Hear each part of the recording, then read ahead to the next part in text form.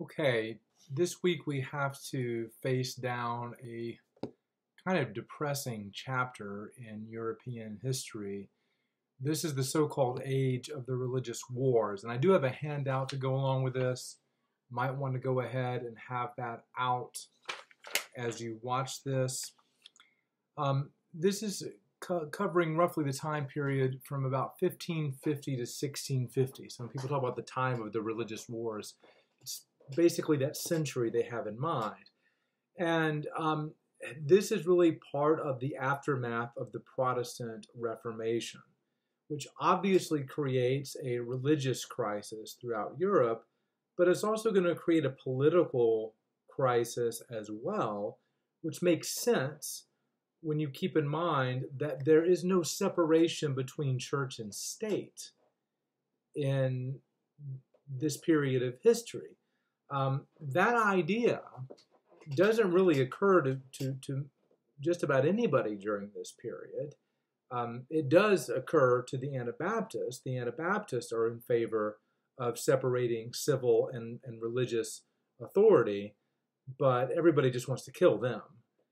Now, later on, of course, that idea will take hold, but not until the Enlightenment of the 18th century. So it makes sense then, right, that a religious crisis is automatically going to trigger a political one as well. Now, I want you to note that one of your discussion questions this week for the discussion forum has to do with these wars. And the question has to do with the fact that a number of critics of religion in the world today, and there are many of them, one of the points that a lot of them like to harp on is that if you look at history, you can see that religion is consistently a catalyst for violent conflict all over the world. And of course, you can look at the world today and see some examples of that. Right? You can look at Sunni and Shia Muslims killing each other in Iraq. You can look at what's going on and has been going on for some time in the Holy Land with Israeli Jews and Palestinian Muslims. You could look at conflicts going on between Muslims and Christians in various parts of Africa, for instance. And many times these critics of religion will point to these so-called wars of religion that we're studying this week, and they'll say, look, this makes my case for me. So the discussion question is that the conclusion that you draw as well? I mean, do you, having studied the wars of religion of the 16th and 17th centuries, does that in fact provide evidence that religion is the cause of violence and therefore ought to be, if not eliminated, contained in some way? Or do you draw different conclusions from that? So I want you to be thinking about that. All right. As you can see from the handout, there are three major theaters of religious conflict in early modern Europe. And that's really kind of the period we're entering into now, early modern Europe. So let's start in France. We have really a series of civil wars fought in France from about 1562 to about 1598 that have to do with religion.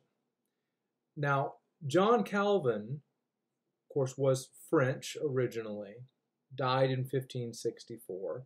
Even in his lifetime, relations between Catholics and Calvinists in France were tense. Now, there's a special word that is used to describe French Calvinists, and that is Huguenots, Huguenot, Huguenot. Scholars are still not entirely sure where that word comes from. By the time Calvin dies in the 1560s, Huguenots are certainly a minority in France, but they are a significant minority.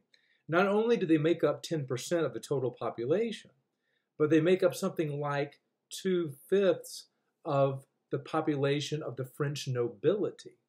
Okay, so Huguenots are sort of overrepresented among the most powerful in society. Now, from the very beginning, Huguenots are going to face some degree of harassment from the French authorities and from French Catholics. But there's hope initially that perhaps some kind of peaceful settlement might be made. And that brings us to an important figure in this period, Catherine de' Medici. Catherine de' Medici was, for a while, the most important person in France because she was ruling as a regent for her son, who was too young to rule. She was not particularly committed to a certain religious creed, and she was Catholic, but she was not. She wanted to pursue a religious policy that would bring peace. So peace for her, at least early in her career, was kind of more important than principles. So she's an example of what scholars call a politique, Politique. A politique is a ruler whose religious policy is not dictated so much by religious principle as by pragmatic political concerns. And she seems to have hoped, at least initially, that Catholics and Huguenots could coexist in France. There was an edict passed in January 1562, which gave the Huguenots some sort of legal recognition. But a mere 2 months later, something happened that would jeopardize the peace. Not just jeopardize the peace, would bring the peace to an end. There was a terrible massacre at a Huguenot church in March of 1562. This is going to inaugurate decades of civil war. Now, there was in 1570 a peace treaty that was crafted and brokered by Catherine de' Medici, which again, she and others hoped might bring some kind of peace. But 2 years later, war breaks out again, and maybe war is not quite the right word. Large-scale slaughter breaks out.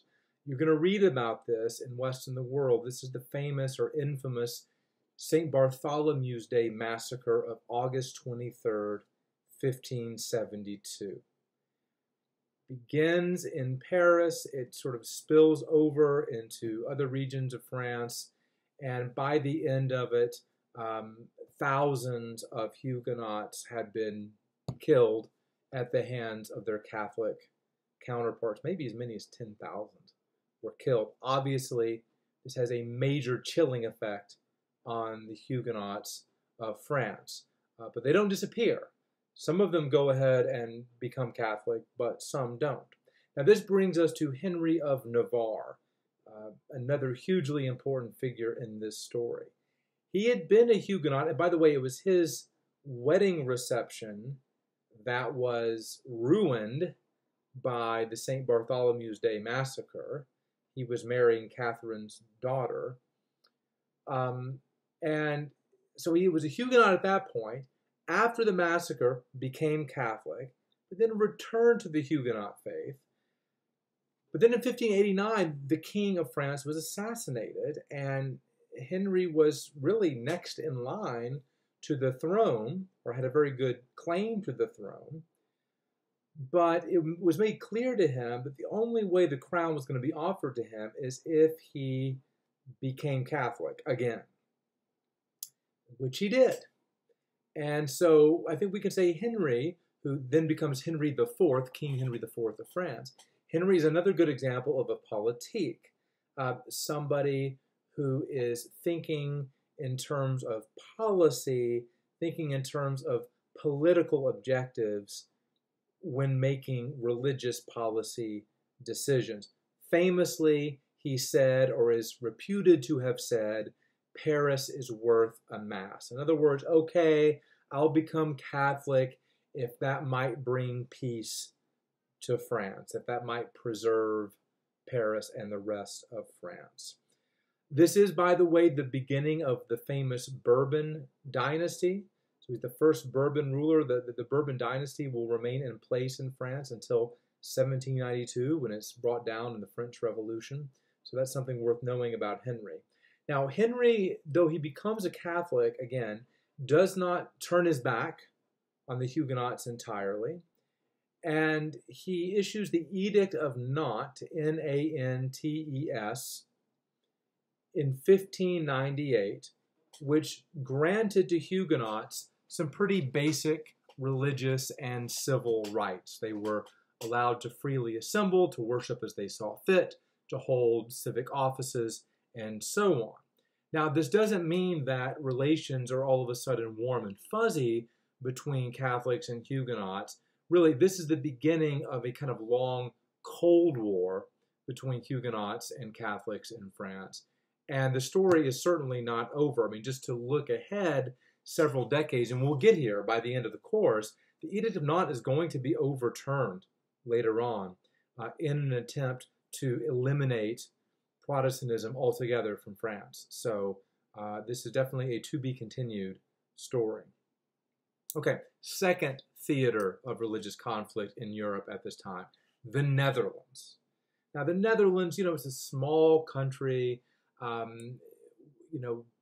People think of the Netherlands as just this sort of like quaint, harmless place. But the Netherlands was becoming really one of the most important places in Europe. It had a really robust economy, a lot of trade going on.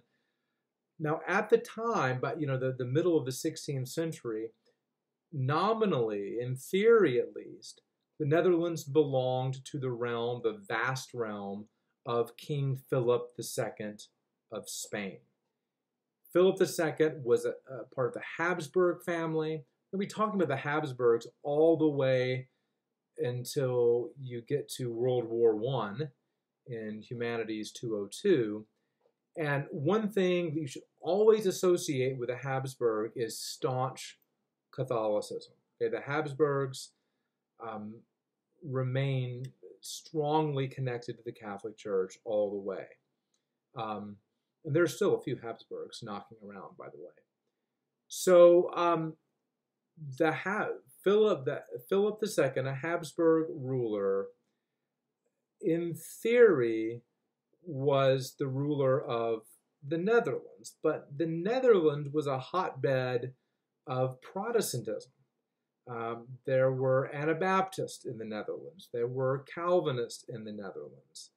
And they didn't like the idea that they had to take their marching orders from this Catholic Spanish monarch. And Philip was really uncompromising when it came to Protestantism. He did not want Protestantism to have a chance to get off the ground anywhere in his realm.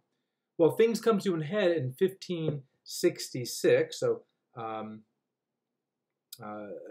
few years before, or a few years after the religious wars begin in France. There's an outburst of iconoclasm. We've talked about this before. Iconoclasm literally is the destruction of icons, the destruction of religious art, on the grounds that religious art is nothing but idolatry.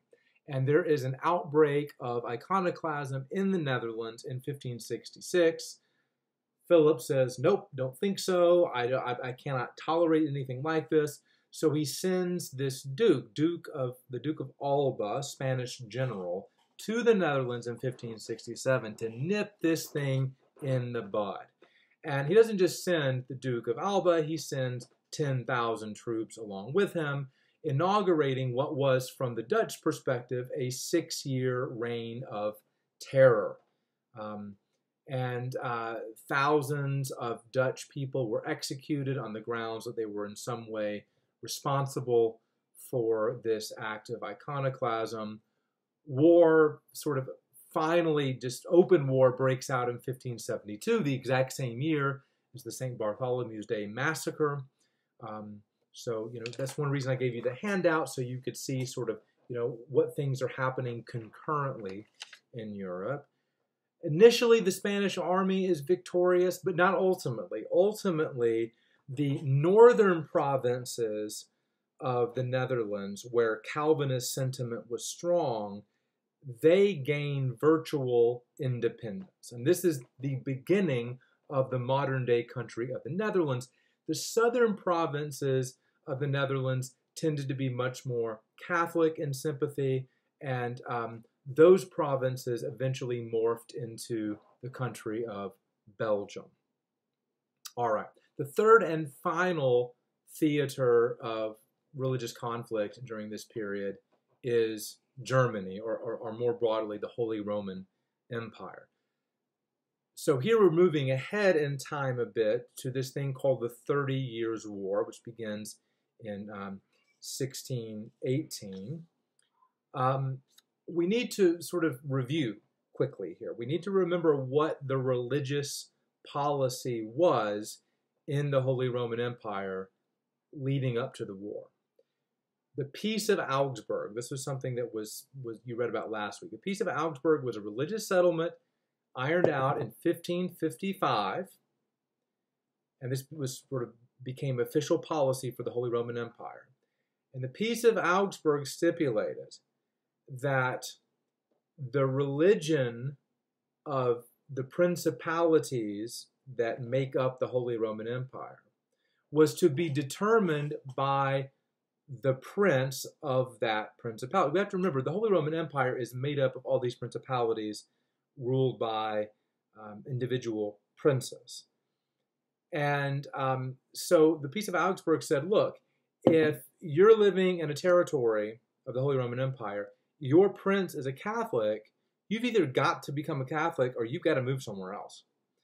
Likewise, if your prince is Lutheran, you need to get on the Lutheran bandwagon or you need to go to a Catholic territory. One group that was not recognized at all in this settlement were the Calvinists. Okay, so Calvinists get no kind of recognition here at all. Meanwhile, though, especially post-1555, Calvinism is making inroads in the Holy Roman Empire, which certainly doesn't please Catholics, but doesn't please Lutherans either. I mean, again, I have to stress how much these different groups of Protestants despised each other. It wasn't just, the hatred wasn't just between Protestants and Catholics, it was often between Protestants and Protestants. So Germany, itself is a kind of tinderbox of religious conflict. You've got Lutherans, you've got Catholics. Those groups have sort of quasi-legal recognition. And then you've got Calvinists who are there in increasing numbers, but who don't have any kind of legal recognition at all. Well, this takes us to 1618. What is it that actually sparks the war? Well, we have to go to Bohemia. Bohemia is part of the Holy Roman Empire, and the Habsburg Ferdinand becomes Holy Roman Emperor in 1618. He's a Habsburg, so we know he's a fervent Catholic, and Bohemia is an area in which Protestantism was pretty strong. And Ferdinand had very firm plans to extirpate Protestantism in Bohemia and in other places too. So I'm sorry, I misspoke. Ferdinand became king of Bohemia in 1618. The next year, he also became Holy Roman Emperor. The Bohemian Protestants at that point say, we know what this guy's about.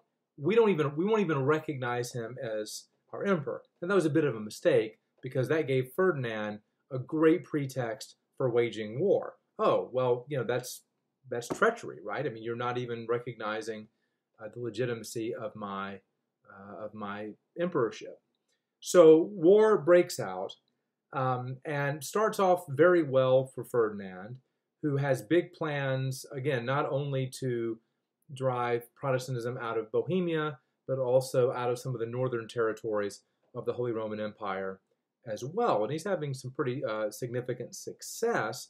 But as the war drags on, the tide begins to turn a bit. And fortunately for Protestants in Germany, the Swedish king gets involved. Now, I think I've mentioned this before, but Scandinavia is a place where Lutheranism arguably has its greatest success.